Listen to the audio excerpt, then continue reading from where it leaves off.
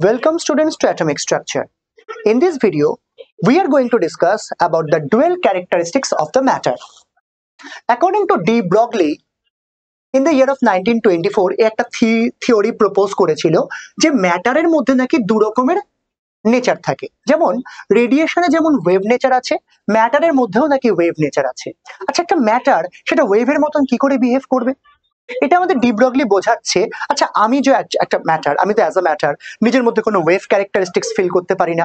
ঠিক তেমনি basketball, hockey বল, football এগুলোর মধ্যে কোনো ওয়েভ নেচার আমরা দেখতে পাচ্ছি না, কিন্তু ডি ব্রগলি দেখতে পেয়েছিল। দেখা যাক ডি ব্রগলি কি বলছে।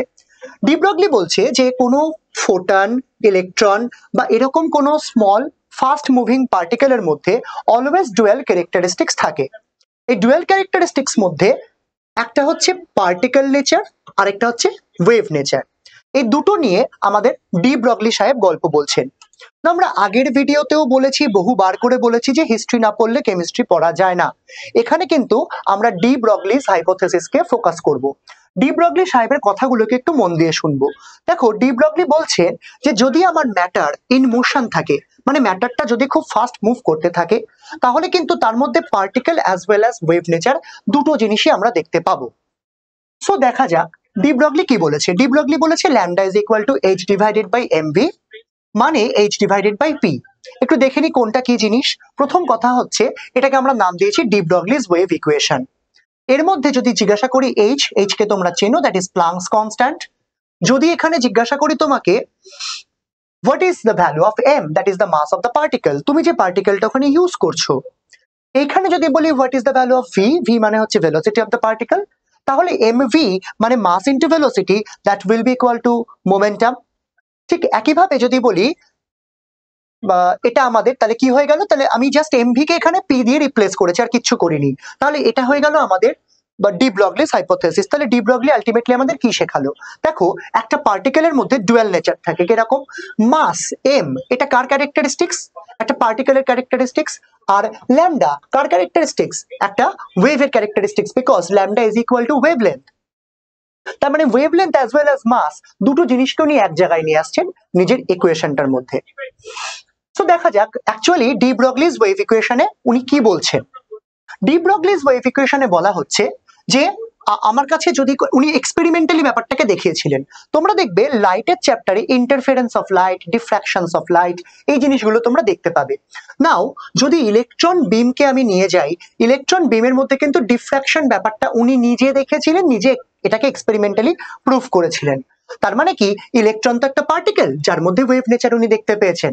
ডিফ্র্যাকশন মানে কি, যদি এরকম কোনো একটা লাইট ওয়েভ প্রপাগেট করে, সেই লাইট ওয়েভটার কোনো একটা পার্টিকুলার ছোট্ট স্লিটের মধ্যে দিয়ে যায়, এটা বেন্ড হয়ে যায়, আস্তে আস্তে বেন্ড হতে থাকে।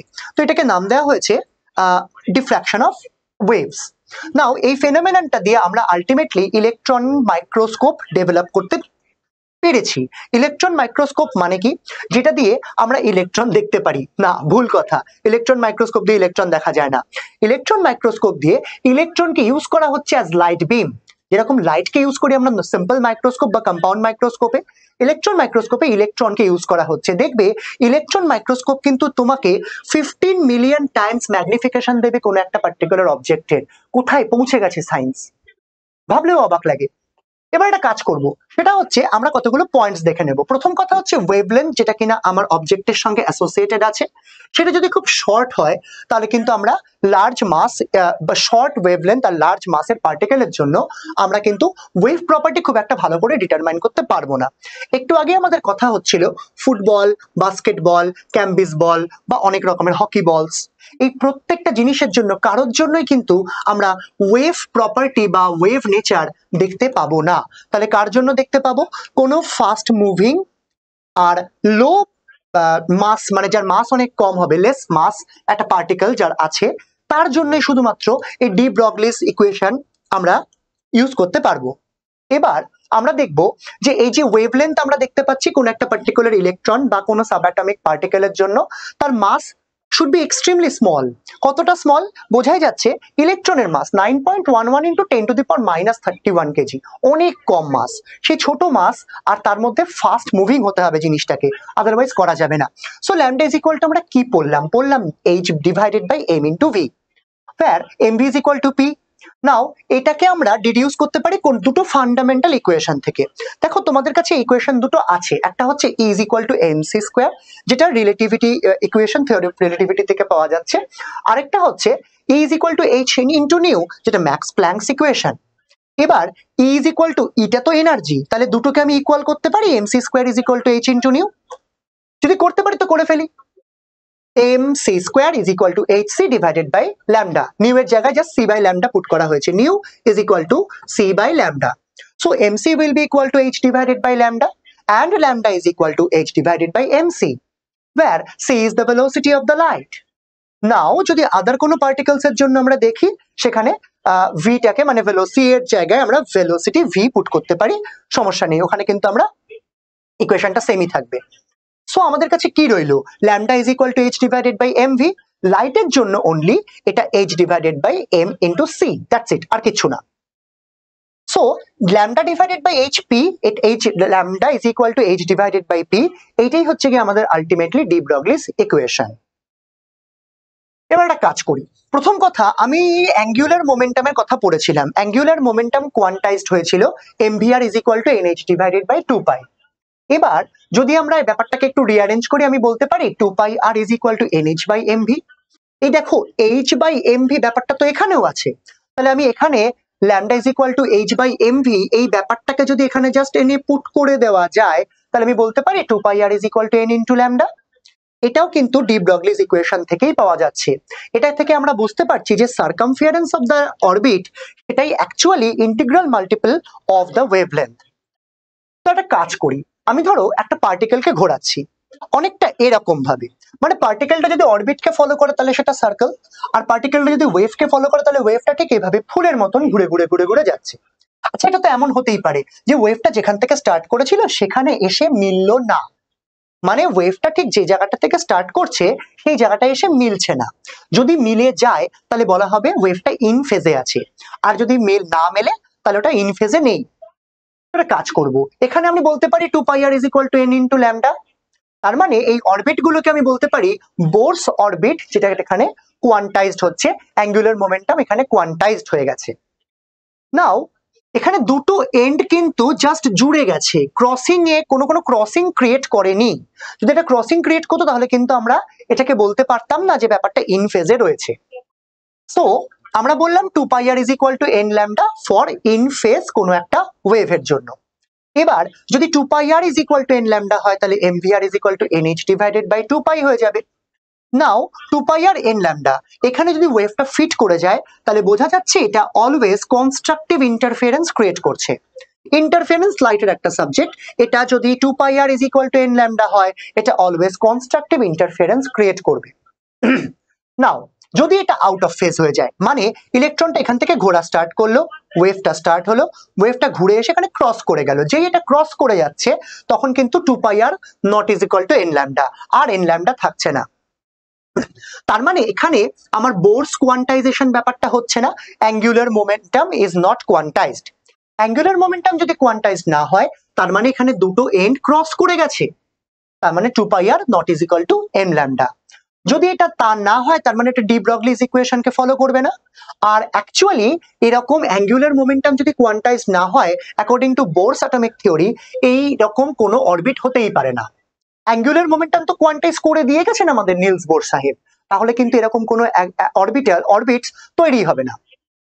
সো এই ফিগার থেকে আমরা বুঝতে পারলাম যে এটা 2 pi r not is equal to n ল্যামডাকে ফলো করছে, তাই এটাকে আমরা বলবো ডিস্ট্রাকটিভ ইন্টারফারেন্স। দেখো ভালো করে জিনিসটাকে আমরা নাম দিয়েছি ডিস্ট্রাকটিভ ইন্টারফারেন্স, আগেরটা ছিল কনস্ট্রাকটিভ ইন্টারফারেন্স।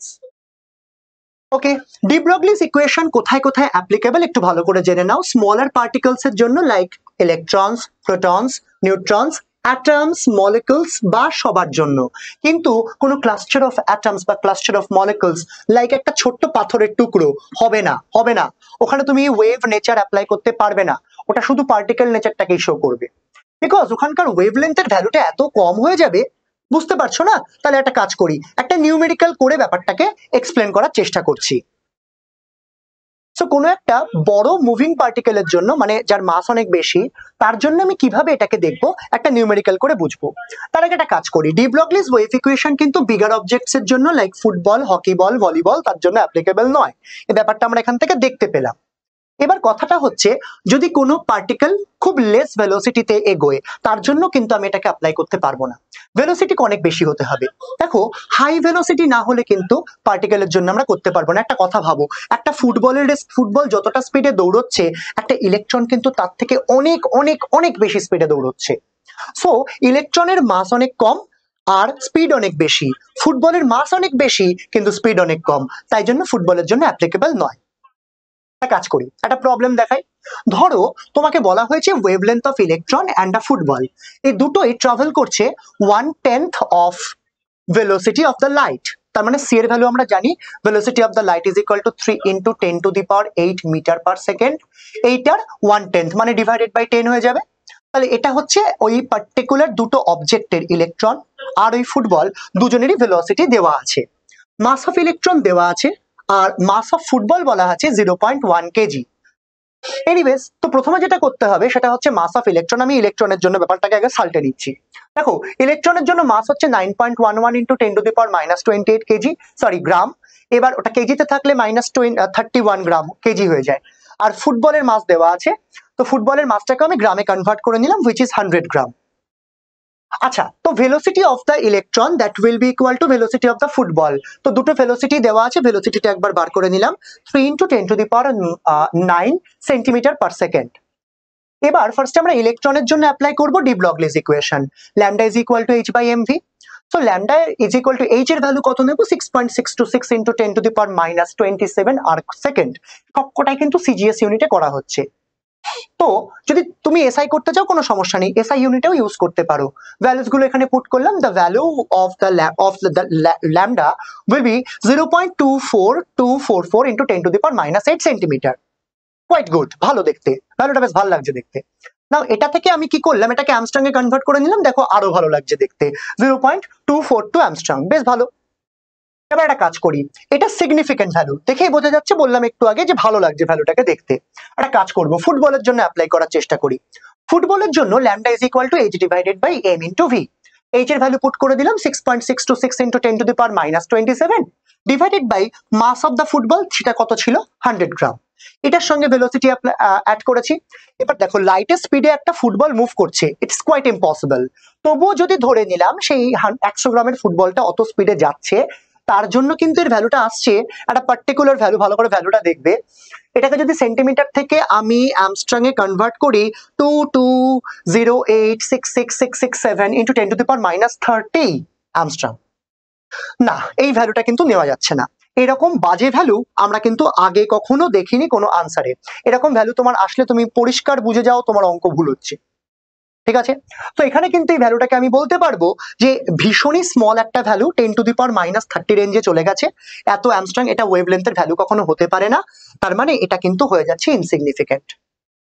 তো এইভাবেই আমরা ব্যাপারটাকে প্রুফ করে দিলাম যে ল্যামডা মানে আমাদের ডি ব্রগলিস ওয়েভ ইকুয়েশন কোন পার্টিকুলার পার্টিকেলস গুলোর জন্য ট্রু, কার জন্য, যদি আমার মাস অনেক স্মল হয় আর ভেলোসিটি অনেক জাদা হয়, অনেক বেশি হয়। তো এই ছিল আমাদের ডি ব্রগলিস হাইপোথেসিস। এর পরের ক্লাসে আমরা স্টাডি করব about Heisenberg uncertainty principle. So এই ভিডিওতে আমরা ডিসকাস করেছি ডি ব্রগলিকে, আমরা জেনেছি dual characteristics of the matter. Next ভিডিওতে দেখা হচ্ছে, ততক্ষণের জন্য thank you, bye. Hello students, কেমন লাগছে আমাদের ভিডিও, কমেন্ট সেকশনে অবশ্যই জানাও। আমাদের ফেসবুক পেজ আর ইউটিউব চ্যানেলকে ফলো আর সাবস্ক্রাইব করতে ভুলো না কিন্তু, লিংক ডেসক্রিপশন বক্সের নিচে দেওয়া আছে। এছাড়া তোমরা যদি ক্লাস 11-12 এর board exam or entrance or NEET এক্সামের প্রিপারেশন অনলাইনে আমাদের সঙ্গে জয়েন করতে চাও, তাহলে অবশ্যই ভিজিট করো আমাদের ওয়েবসাইট dreamsonlineclass.in। এছাড়া গুগল প্লে স্টোর বা অ্যাপল অ্যাপ স্টোর থেকে ড্রিমস অনলাইন ক্লাস এই অ্যাপটা তোমরা ডাউনলোড করে সেখান থেকে রেজিস্টারও করতে পারো। দেখা হচ্ছে নেক্সট ভিডিওতে। Thank you.